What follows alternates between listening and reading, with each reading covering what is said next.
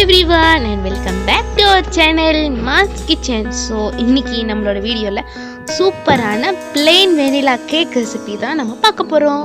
இந்த plain vanilla cake ரெசிபிக்கு செய்யற தேவையான பொருட்கள் என்னென்னன்றோ அது எப்படி செய்யறதுன்னு பார்க்க வாங்க வீடியோக்குள்ள போலாம்.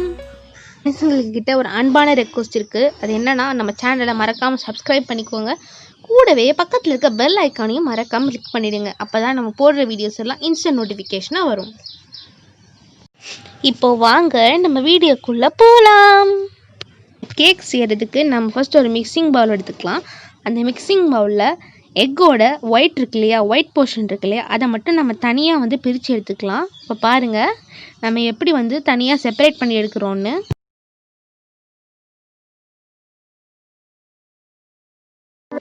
இதோ இந்த மாதிரி ஒரு சின்ன ஹோல் போட்டுட்டு அதுலேருந்து இந்த எக் ஒயிட்டை மட்டும் தனியாக செப்பரேட் பண்ணி எடுத்துக்கலாம். இந்த எக் ஒயிட்டை செப்பரேட் பண்ணி எடுத்துருக்கோம் இல்லையா, அதை ஒரு ஸ்பூன் இல்லைன்னா ஒரு விஸ்க் வச்சு ஒரே டைரக்ஷனில் நம்ம நல்லா விஸ்க் பண்ணி எடுத்துக்கலாம். அப்போ தான் அது நல்லா ஸ்னோ மாதிரி சாஃப்டாக ஃப்ளஃபியாக வரும். விஸ்க் பண்ணிக்கிட்டே இருக்கும்போது பார்த்தீங்களா அந்த எக்கோட ஒயிட் கலர் மாறிக்கிட்டே இருக்குது பாருங்கள். அது நல்லா சாஃப்டாக ஃப்ளஃபியாக ஹீட் பண்ணி ஒரு இடத்துல வச்சுக்கலாம். இன்னொரு சைடில் நம்ம எக்கோட எல்லோ யோக்கை பீட் பண்ணிக்கலாம். பீட் பண்ணி இந்த மாதிரி க்ரீமியாக கொண்டு வந்துக்கலாம். அதோட நான் ஒரு 3 டீஸ்பூன்ஸ் ஆஃப் பட்டர் ரூம் டெம்பரேச்சரில் எடுத்து வச்சுருக்கேன். அதையும் கொஞ்சமாக சேர்த்துட்டு நம்ம நல்லா விஸ்க் பண்ணிக்கலாம். க்ரீமியாக மிக்ஸ் பண்ணிக்கலாம். எக் யோக்கையும் நம்ம இந்த அளவுக்கு க்ரீமியாக நல்லா விஸ்க் பண்ணி எடுத்துக்கணும். இங்கே பாருங்கள் எந்த அளவுக்கு க்ரீமியாக இருக்குன்னு. இப்போது இதோட நான் சுகர் ஒரு கப், இந்த கப்புக்கு அரை கப் அளவுக்கு சுகர் எடுத்து பவுடர் பண்ணியிருக்கேன். இது இப்போ 1 கப் ஆயிருக்கு. இந்த சுகரை இதோட கொஞ்சம் கொஞ்சமாக சேர்த்து நம்ம நல்லா விஸ்க் பண்ணிக்கலாம்.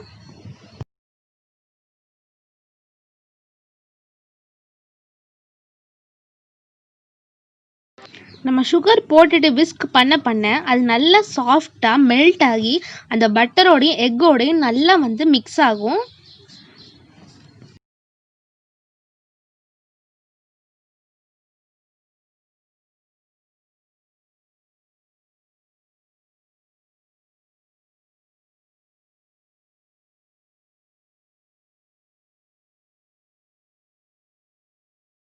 மிச்சம் இருக்கிற சுகர் பவுடரையும் நம்ம சேர்த்து நம்ம நல்லா விஸ்க் பண்ணி க்ரீமியாக எடுத்து வச்சுக்கலாம்.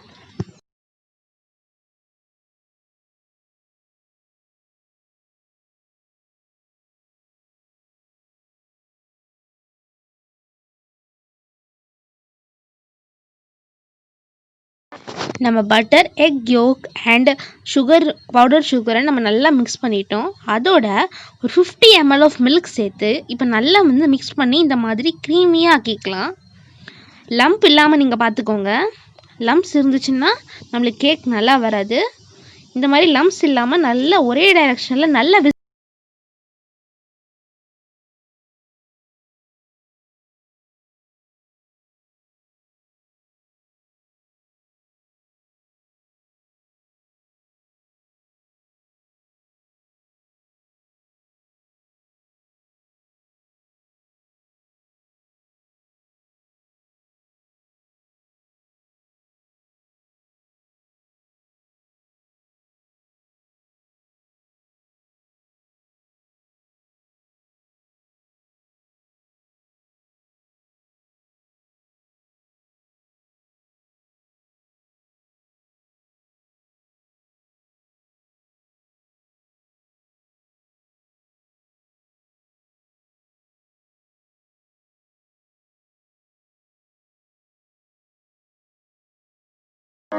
இதோட நம்ம 1 டீஸ்பூன் அளவுக்கு வெண்ணிலா எசன்ஸ் சேர்த்துக்கலாம்.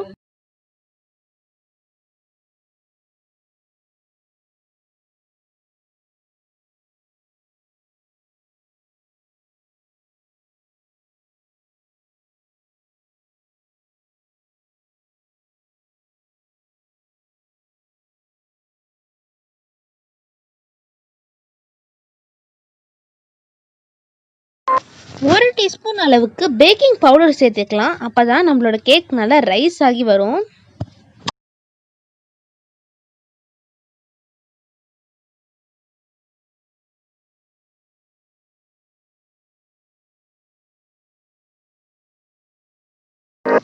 சேர்த்துட்டு நம்ம நல்லா விஸ்க் பண்ணிக்கலாம்.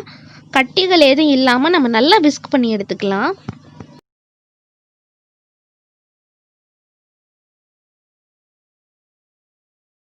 நம்ம இதோட 1 கப் ஆஃப் மைதா ஃப்ளோர் சேர்த்துக்கிறோம். இதோட ப்ரொப்போர்ஷன் எப்படின்னா, நீங்கள் எந்த கப்பால் நீங்கள் மைதா ஃப்ளோர் எடுக்கிறீங்களோ அதே கப்போட அளவில் நீங்கள் வந்து பவுடர் சுகர் எடுத்துக்கோங்க. அப்போ ப்ரொப்போர்ஷன் வந்து சரியாக இருக்கும். இப்போ இதை நல்லா நம்ம சீவ் பண்ணி எடுத்துக்கலாம். அப்படியே போட்டிங்கன்னா கட்டி கட்டியாக ஃபார்ம் ஆகிடும். அதனால நம்ம நல்லா ஜலிச்சு இதோட சேர்த்துக்கலாம்.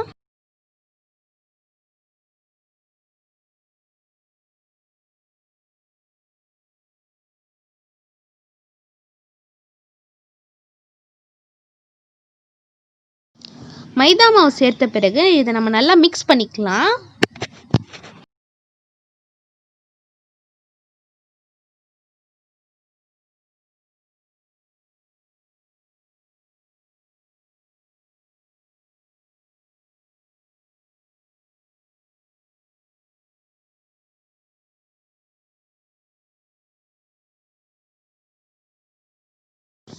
இப்போ பாருங்க நம்மளோட கேக் பேட்டர் எவ்வளோ க்ரீமியாக இருக்குன்னு பாருங்க.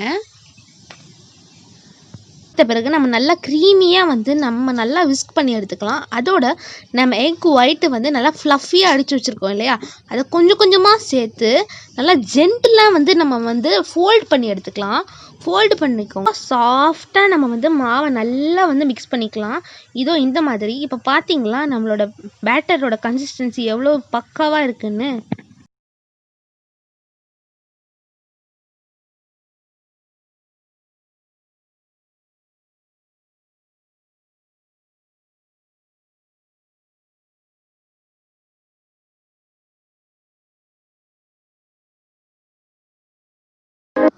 இப்போ நம்மளோட கேக் பேட்டர் ரெடி ஆயிடுச்சு. ஒரு ஸ்டீல் பவுல் நான் எடுத்திருக்கேன். அதில் லைட்டாக பட்டர் போட்டு நம்ம நல்லா க்ரீஸ் பண்ணிக்கலாம். அப்போ தான் நம்மளுக்கு கேக் வந்து ஒட்டாமல் நல்லா வந்து வெந்ததுக்கப்புறம் டக்குன்னு வந்துடும். இந்த மாதிரி நல்லா க்ரீஸ் பண்ணிக்கோங்க. நான் இன்றைக்கி அவனில் ஒரு 5 மினிட்ஸ் வச்சு 125 டிகிரி செல்சியஸில் பேக் பண்ணி எடுக்க போகிறேன். நீங்கள் குக்கரில் வைக்கிறதா இருந்தால் 30 to 35 மினிட்ஸ் ஆகும் பேக் பண்ணி எடுக்கிறது.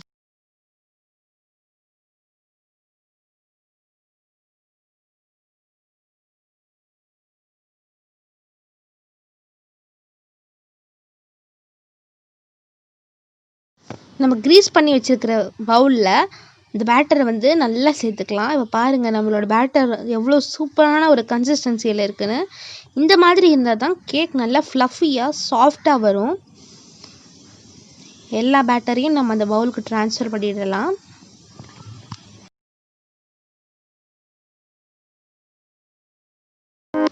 பவுலில் ட்ரான்ஸ்ஃபர் பண்ணிடுற பிறகு நம்ம லைட்டாக வந்து தட்டிக்கலாம், டேப் பண்ணிக்கலாம். அப்போ தான் அந்த பபிள்ஸ் எதுவும் இல்லாமல் இருக்கும். நல்லா டேப் பண்ணின பிறகு நான் இன்றைக்கி வந்து கன்வெக்ஷன் அவனில் 125 டிகிரி செல்சியஸில் 5 மினிட்ஸ் வைக்க போகிறேன். சூப்பராக பேக் ஆகி வந்துடுச்சு. ஆறின பிறகே நீங்கள் வந்து தட்டி வந்து கேக் எடுத்துக்கோங்க. இப்போ நம்ம கேக்கை கட் பண்ணி பார்க்கலாம்.